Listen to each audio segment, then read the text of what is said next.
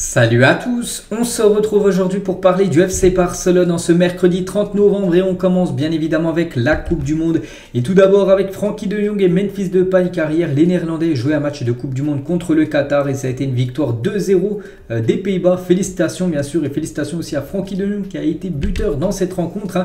Donc le 11 de départ et on peut voir que Memphis et Frenkie, donc les deux joueurs Blaugrana du côté des Pays-Bas ont été les deux titulaires, donc félicitations aux deux. Et concernant Frenkie de Jong, donc buteur, regardez son gros match à 86 minutes jouées, 102 ballons touchés, 85 passes réussies sur 92 tentées, en gros 92% de passes réussies pour Frenkie de Jong, un but énorme. Donc une grosse occasion créée, 6 passes dans le dernier tiers du terrain, donc 3 duels remportés sur 4 tentés, voilà, 0 faute commise, donc un match très sérieux, un match très propre de la part de Frenkie de Jong. Et le but de Frenkie de Jong était le 6e but marqué par un joueur barcelonais en Coupe du Monde. Barcelone est l'équipe avec le plus de buteurs dans la compétition. On peut que féliciter bien sûr les joueurs Blaugrana actuellement en Coupe du Monde. Ils performent énormément. Et on félicite aussi les Néerlandais parce qu'ils se qualifient avec cette victoire pour les huitièmes de finale de la Coupe du Monde. Et Frenkie l'a dit, nous voulons gagner la Coupe du Monde, c'est notre objectif bien sûr, gagner cette Coupe du Monde, la première. Parce que les Pays-Bas, je pense, ont déjà atteint 3 fois une finale de Coupe du Monde, mais les 3 finales ont été perdues. Donc voilà, l'objectif, remporter enfin leur première Coupe du Monde cette saison. On va parler du Brésil, c'est avant-hier. Les Brésiliens jouent contre l'équipe suisse. Le Brésil s'est imposé 1-0 et concernant Rafinha, il a commencé titulaire. Il a joué exactement 73 minutes de jeu.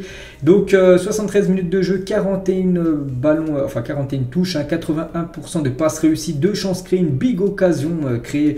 Voilà, 100% de duels gagnés, un tag, 0 faute commise. Un gros match de la part de Rafinha. Donc il n'a pas été décisif parce que c'est Casemiro qui a marqué le but du match. Mais voilà. Le plus important, c'est la victoire. Il y a eu la victoire et c'est officiel aussi pour le Brésil. Le Brésil est qualifié pour les huitièmes. Et en octobre, 2 membres du personnel de l'équipe nationale brésilienne ont rendu visite à Rafinha à Barcelone et l'ont interrogé sur son état émotionnel. Le joueur a assuré qu'il traversait un état d'adaptation au club et qu'il était motivé pour les défis à venir. Donc les défis à venir, c'est de remporter bien sûr, peut-être la Coupe du Monde, bien sûr, oui, c'est un objectif. Et aussi remporter des titres avec le Barça dès la reprise de la compète. Pour son club. Et depuis le début du mondial, on peut voir qu'ils sont pas mal décisifs comme les joueurs du Barça, donc Ferran, on peut voir Lewandowski, Frenkie, Gavi ou même Christensen, voilà tous les buteurs, donc les 6 buts, j'ai dit, 6 buts inscrits par des joueurs du Barça. On peut voir aussi pas mal de passes décisives ont été délivrées par des joueurs Blaugrana, dont 2 par Jordi Alba. Regardez la une aujourd'hui du journal Mundo Deportivo, Messi contre Lewandowski, car ce soir à 20h, la Pologne contre l'Argentine, Lewandowski contre Messi bien sûr, l'attaquant vedette contre l'ancien attaquant vedette, même si Messi à l'époque c'était pas un attaquant, enfin c'était pas un pur neuf du côté du Barça, ça reste quand même 2 très grands buteurs sur les dernières saisons du côté de Barcelone. Et Lewandowski, le joueur actuel du Barça à l'entraînement hier pour préparer ce gros match ce soir. Il y a aussi Christensen qui joue cet après-midi à 16h avec le Danemark contre l'Australie.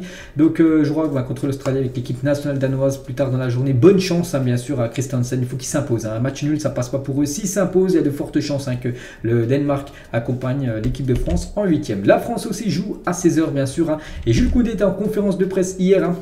Donc de retour, voilà, parce qu'il a commencé titulaire lors du dernier match. Au début du match, c'était difficile pour moi contre le Danemark. Mais jouer avec Ousmane m'a facilité la tâche car nous jouons ensemble à Barcelone. Défensivement, il a été très bon lors du dernier match et j'en suis heureux. Voilà ce que dit tout simplement Jules Koundé par rapport à son retour en tant que titulaire. Donc cet après-midi, il a annoncé être sur le banc. C'est Pavard qui devrait peut-être être sur le banc. Peut-être comme ça, il va souffler et il sera peut-être de nouveau titulaire cette fois-ci pour le 8e de finale dans quelques jours. On va parler cette fois-ci de la sélection espagnole et la princesse d'Espagne, Léonore, serait complètement sous le charme de Gavi, la pépite espagnole. Lorsque le roi d'Espagne, Felipe VI, est venu dans le vestiaire espagnol au Qatar pour encourager son équipe nationale, il a fait signer à Gavi un maillot pour sa fille. Donc voilà sa fille, voilà cette fille des gars, grande fan et grande amie. Enfin elle kiffe en gros, voilà Gavi, voilà pour aller droit au but tout simplement. Donc voilà, bonne nouvelle bien sûr pour Gavi, il impressionne un peu tout le monde en Espagne. Et Gavi actuellement, c'est le joueur qui a parcouru le plus de kilomètres lors de cette Coupe du Monde par tranche de 90 minutes jouées. Donc Gavi c'est plus de 13,3 km. On sait qu'à Barcelone quand il joue avec le club, il court partout. Donc la même chose avec la sélection espagnole. Plus de 13,3 km parcourus par match, on va dire, voilà, sur les 2 premières rencontres de l'Espagne. On peut que féliciter, bien sûr, le jeune Gavi. On va parler de Busquets, les gars, qui pourrait être reposé contre le Japon demain à 20h, car il serait suspendu si les Copains un carton jaune lors de ce match. Et du coup, il serait suspendu pour le 8e de finale. C'est pour ça que demain, il y a de fortes chances qu'il soit sur le banc. Vraiment, si Luis Enrique a besoin de lui, il le fera rentrer en cours de jeu. Mais voilà, il fera certainement appel à un autre milieu de terrain pour remplacer Busquets pour ce match demain contre le Japon. Et Busquets, il a dit, le capitaine de l'équipe nationale, Luis Enrique, les managers doivent être les leaders. J'espère qu'il restera avec l'équipe nationale pendant plusieurs années. Voilà le beau message de Busquets envers Luis Enrique. Eric Garcia, les gars, il est en conférence de presse hier. On va revenir sur quelques déclarations d'Eric. Vous rêvez de gagner la Coupe du Monde, il a dit, notre objectif reste d'être humble et de se concentrer match par match. Mais oui, on peut rêver, bien évidemment, pour n'importe quelle nation, bien sûr. Remporter une Coupe du Monde, c'est un rêve. Et c'est le rêve d'Eric Garcia. Ça peut être un rêve qui peut se concrétiser parce que l'Espagne quand même montre de très belles choses dans ce début de mondial. Toujours avec Eric Garcia, je pense que depuis Luis Enrique est revenu dans l'équipe nationale, nous avons connu une croissance phénoménale. Nous constatons également un degré de compétitivité plus élevé en ce moment. Si nous perdons, j'ai l'impression que nous pouvons revenir. Nous sommes mieux préparés. Voilà ce qu'il dit en gros, que Luis Enrique a amené un bien fou à cette sélection espagnole depuis son arrivée, quand même quelques temps. Toujours avec Eric Garcia avant le début du match, Pep Guardiola vous dit tout ce qui va se passer, comment ça va se passer, ce que vous devez faire. Seuls quelques-uns ont cette façon de voir le football. Donc quand il parle de Pep Guardiola, il parle de son ancien coach à Manchester City, parce qu'avant il était joueur de Manchester City. Eric Garcia, c'est Pep Guardiola le coach, donc il dit en gros que Pep Guardiola savait à chaque fois ce qui allait se passer, on va dire, lors des rencontres. Toujours avec Eric Garcia, j'ai mis l'équipe nationale marocaine contre la Belgique, ils sont très organisés et talentueux. Voilà le beau message envers les Marocains d'après Eric Garcia. Et il parle du but de Mbappé contre nous en Ligue des Nations, était hors jeu, mais le football vous donne une autre chance. Voilà, il y a toujours en travers la gorge, bien sûr, cette finale, souvenez-vous, de Ligue des Nations où Mbappé était hors jeu, puis du coup le but avait été quand même valable et tout. Du coup voilà ce que dit Eric Garcia. Jordi Alba aussi, quelques déclarations. La confiance est intacte. Nous faisons un excellent travail et maintenant nous devons essayer d'être les premiers du groupe. Donc être premier du groupe, donc c'est une victoire demain absolument contre l'équipe du Japon. Il faut s'imposer pour pas besoin de regarder l'autre match, bien sûr. S'ils s'imposent, ils seront sûrs d'être premiers. Et nous avons gardé la même dynamique que nous avions contre le Costa Rica. L'équipe a donné sa vie sur le terrain et c'est ça le plus important. Voilà ce que peut dire Jordi Alba. Et concernant Ansu Fati, les gars, les membres de la Fédération espagnole de football pensent qu'Ansu Fati devrait jouer avec l'équipe nationale car il est physiquement en pleine forme. Il pourrait donner du repos à Ferran Torres, Ferran Torres qui est un cadre quand même du côté de la sélection espagnole. Il commence tout le temps titulaire, les 2 premiers matchs titulaires, et Ansu Fati sur le banc. Et voilà, en gros, il y en a beaucoup qui aimeraient voir Fati commencer et laisser Ferran Torres souffler et être sur le banc demain pour le match contre le Japon. Regardez la génération 2010, donc Xavi, Iniesta et Busquets. Busquets toujours présent 12 ans après. Et voilà, 2022, donc toujours Busquets, avec cette fois-ci Gavi et Pedri, la relève. Et cette très belle image, les gars, de Sport 360 Foot, exactement. Donc la photo de haut, donc Xavi, Iniesta, donc c'était quand Gavi et Pedri étaient petits. Regardez les matchs de la sélection espagnole avec le maillot des idoles et maintenant leur idole. Donc Xavi, Iniesta avec le maillot de Gavi et Pedri, tout simplement en train de suivre la relève lors de ce mondial. Hier exactement, c'est pas aujourd'hui, c'était hier le 29 novembre, donc le FC Barcelone a fêté son anniversaire. Hier, c'était ses 123 ans d'existence pour ce club mythique. N'oubliez pas que le club a été créé par 12 fondateurs, donc 3 Suisses, 2 Anglais, un Allemand et 6 Catalans. On peut voir les noms à chaque fois de toutes ces personnes qui ont créé tout simplement. Voilà, ce FC Barcelone, on peut voir, tiens, un Gamper, les gars, le trophée Gamper. Voilà, c'est un Suisse, les gars, il a ce trophée Gamper qui se joue toujours en début de saison. Donc voilà, c'est 12 personnes en gros qui ont créé le FC Barcelone. C'était il y a 123 ans, jour pour jour, quand on était hier. Et Ronaldinho a souhaité un joyeux anniversaire au Barça, 123 ans bien sûr, donc voilà ce qu'il a pu mettre sur ses réseaux sociaux, Ronaldinho. Xavi, les gars, on va parler de Xavi avec Bounedjah. Donc Bounedjah, c'est son ancien joueur, qui l'entraînait quand il entraînait du côté du Qatar. Vous savez qu'avant d'être entraîneur au Barça, il était entraîneur au Qatar, Xavi, et du coup il entraînait Bounedjah, puis ils se sont retrouvés les deux hier. Parce que Xavi est actuellement au Qatar, je vous l'ai dit qu'il allait au Qatar pour régler quelques problèmes avec la sélection uruguayenne, avec Araujo, tout ça. Et il a fait quelques photos, bien sûr. Et il a été interviewé, comme souvent. Donc si il parle de Léo Messi. Donc si Léo Messi veut revenir à Barcelone, il sera le bienvenu. J'adorerais le coach, il reste le meilleur joueur du monde. Donc voilà, il ouvre totalement la porte quand même à Léo Messi pour un retour de Messi. Il serait vraiment très content, il serait le bienvenu. En gros, voilà, il serait vraiment pour le retour de la Pulga. Il a dit également, j'aimerais former les meilleurs joueurs. Messi, enfin former, c'est dire j'aimerais entraîner les meilleurs joueurs. Donc Messi, Mbappé, Neymar, mais les signer est très difficile. Voilà, en plus, les trois ensemble, les signer lors d'un mercato, c'est quasiment plus de 400 millions d'euros. Voilà, parce que Mbappé très cher, Neymar également très cher, Mbappé, bon, serait peut-être, comment dire, Messi serait peut-être un peu moins cher. Mais bon, là, vu qu'il est en fin de contrat, mais il est plutôt âgé. Mais bon, voilà, ça serait très très cher pour le club, bien sûr, de signer ces trois-là. Et il parle aussi de CR7, fait toujours partie des 3 voire 5 meilleurs joueurs du monde. Voilà le beau message de Xavi envers l'attaquant portugais. On revient les gars sur Léo Messi, Javier Tebas, il a dit avec le salaire que gagne Léo Messi, seul le PSG peut le payer. N'oubliez pas que Javier Tebas c'est le président de la Liga, il a également dit je ne sais pas si Messi voudrait quitter le PSG, revenir à Barcelone, mais même s'il le faisait, beaucoup de choses doivent changer à Barcelone, son retour ne serait pas viable s'il veut gagner ce qu'il fait quand il est parti le Barça, donc cela dépend de lui, voilà ce que pense Javier Tebas par rapport à un retour de Léo Messi. Jordi Cruyff aussi qui a été interviewé, il parle aussi de Messi. Messi, ce que j'ai compris, et le président aussi, c'est qu'il doit y avoir des retrouvailles avec une légende comme lui. Le Barça et Messi doivent se retrouver, cela pour être après sa carrière et surtout faire, s'il ne revient pas en tant que joueur, au moins avoir peut-être un match, un jubilé, en gros un dernier match ou un dernier au revoir au public du Camp Nou. N'oubliez pas qu'il était parti du jour au lendemain. Messi, une conférence de presse où il avait pleuré, on se souvient tous.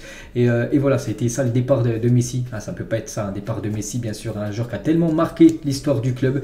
Donc voilà, il y aura certainement une cérémonie d'adieu, un match d'adieu, on ne sait pas, mais qui sera organisé plus tard. Toujours avec Jordi Cruyff, donc il a dit ça lors de cette interview, sur Messi, cette fois-ci sur Frenkie de Jong, son talent est incontestable, tout le monde au club est d'accord. Au cours du dernier mois, il a montré son importance, il n'y a aucune discussion sur son talent, bien sûr, il fait du très très bon taf, Frenkie de Jong. Il a parlé aussi de Memphis Depay, il y avait des options pour que Memphis Depay parte l'été dernier, alors voyons voir sur le marché d'hiver. Cependant, maintenant avec la suspension de Lewandowski, vous savez qu'il est suspendu Lewandowski lors des 3 prochains matchs et d'éventuelles blessures, nous pourrions avoir besoin de lui, peut-être en gros plutôt conserver Memphis Depay. Voilà ce que dit Jordi Cruyff. Toujours avec lui à propos de la retraite de Piqué, il est difficile de répondre s'il a contrarié nos plans, c'est sa décision et nous la respectons. Ce n'était peut-être pas le plan initial, mais nous avons des joueurs pour couvrir des incidents comme celui-ci, bien sûr, des autres défenseurs qui peuvent bien sûr répondre présent à la place de Gérard Piqué.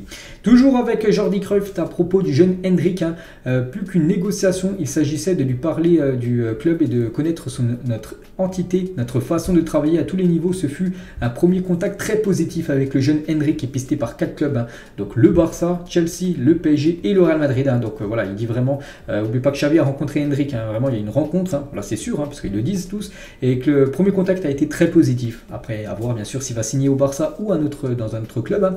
Et il parle aussi de Busquets, Jordi Cruyff, quand il reviendra de la Coupe du Monde, il faudra qu'il nous dise ce qu'il veut, car le club doit aussi se projeter dans l'avenir. On sait que c'est un gros point d'interrogation concernant le futur de Busquets. Il est en fin de contrat, en fin de saison, et voilà, il va falloir qu'il dise, dès qu'il retour de la Coupe du Monde, ce qu'il veut faire, bien sûr, pour la saison prochaine, parce que s'il veut quitter le club, le Barça va devoir absolument trouver son remplaçant.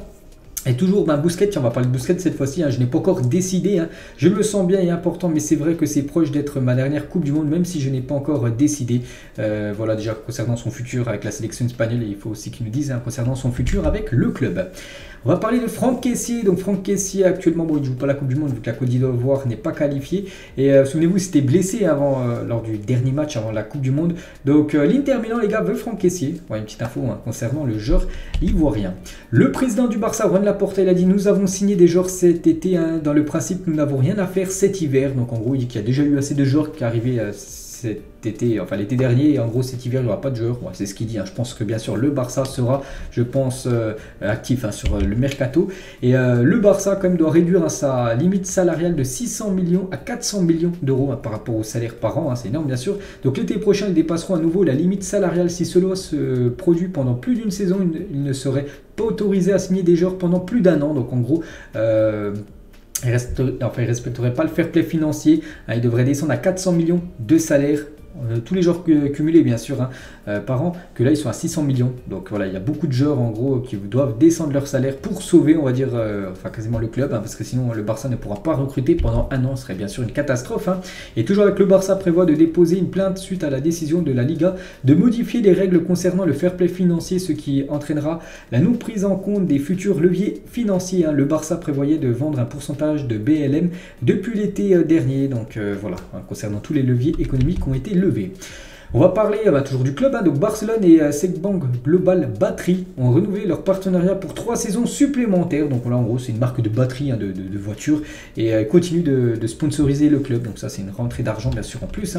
Pour le FC Barcelone, Guardiola, l'ancien coach, il a dit: Barcelone, si je pensais que c'était indispensable, j'y retournerai, mais ce n'est pas comme ça. Si un jour on doit se revoir, on se retrouvera naturellement et sans contrainte. Voilà ce que dit Pep Guardiola. Il a dit également: rien n'est comparable au Barça, ils m'ont tout donné et je leur en serai éternellement reconnaissant. Donc il dit en gros que dans le futur, vraiment, si le Barça aimerait son retour, ça se fera. Il y a moins que ça se fasse. N'oubliez pas qu'il a prolongé comme il y a quelques jours jusqu'en 2025 du côté de City. Et on finit les gars cet épisode aujourd'hui. Donc il y a 12 ans jour pour jour. C'était exactement hier le jour pour jour. C'était le 29 novembre. Donc c'était en 2010 les gars. Et le Barça humiliait le Real Madrid 5-0 au Camp Nou. Donc grosse victoire lors d'un classico. Une manita, Xavi, Pedro, Jeffren et un doublé de David Villa. J'ai du mal. Donc voilà, le Barça s'imposait 5-0 contre le Real Madrid, c'était il y a 12 ans, jour pour jour, donc quand on était hier. Donc voilà, petite info de plus sur le club. Donc voilà les gars, tout ce qu'il y avait à dire. J'espère que ça vous a plu. On se retrouve demain pour le prochain numéro. Bonne journée à vous et demain.